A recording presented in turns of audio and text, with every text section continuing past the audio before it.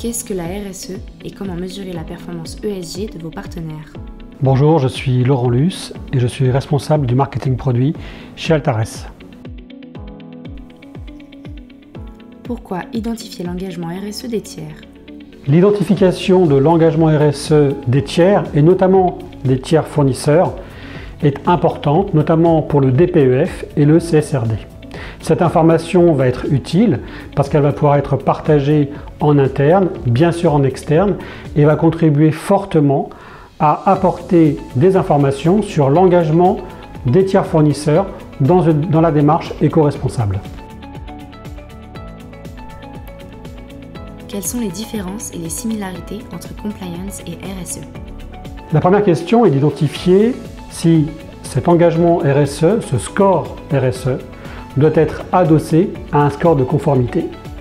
La question est, voulez-vous mesurer à la fois la partie RSE et en même temps le score de conformité et disposer, pourquoi pas, d'un score unique? Ça, c'est un premier choix que vous devez faire. Quels sont les moyens permettant d'identifier l'engagement RSE de vos fournisseurs? Plusieurs méthodes existent pour mesurer l'engagement RSE des tiers. Tout d'abord, le questionnaire. Le questionnaire est adressé à vos tiers, qu'ils soient fournisseurs ou clients d'ailleurs, un questionnaire que vous construisez de manière autonome ou alors des questionnaires qui sont déjà préétablis et qui vont encadrer l'ensemble des questions autour de la RSE et notamment les 17 objectifs de développement durable.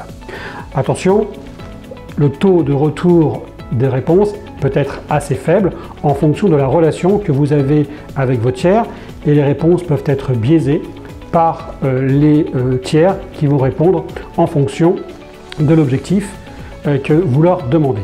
La deuxième solution, c'est bien sûr le score RSE.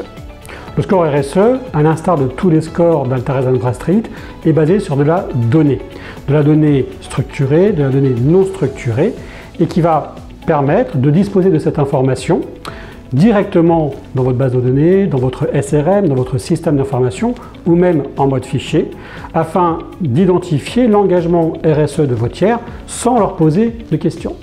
L'ensemble des données qui sont agrégées sont des données qui tournent autour donc là de l'E, S et G, puisqu'on va identifier les niveaux d'engagement des tiers fournisseurs ou clients au niveau de ces trois piliers.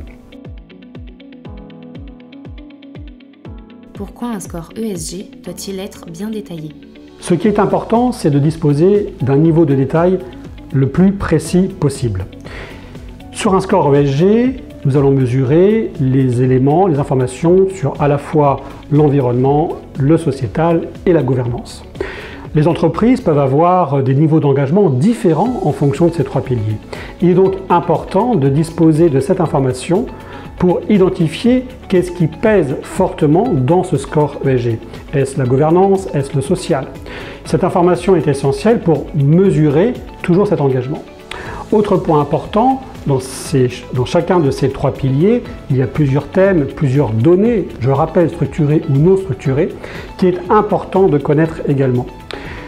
Le fait de disposer de ces informations sous format fichier ou de format API vous permet d'aller plus ou moins loin dans l'information et de disposer d'une profondeur qui va vous permettre toujours, via la data, d'identifier l'engagement RSE, cette fois-ci, de vos tiers sans leur poser de questionnaire.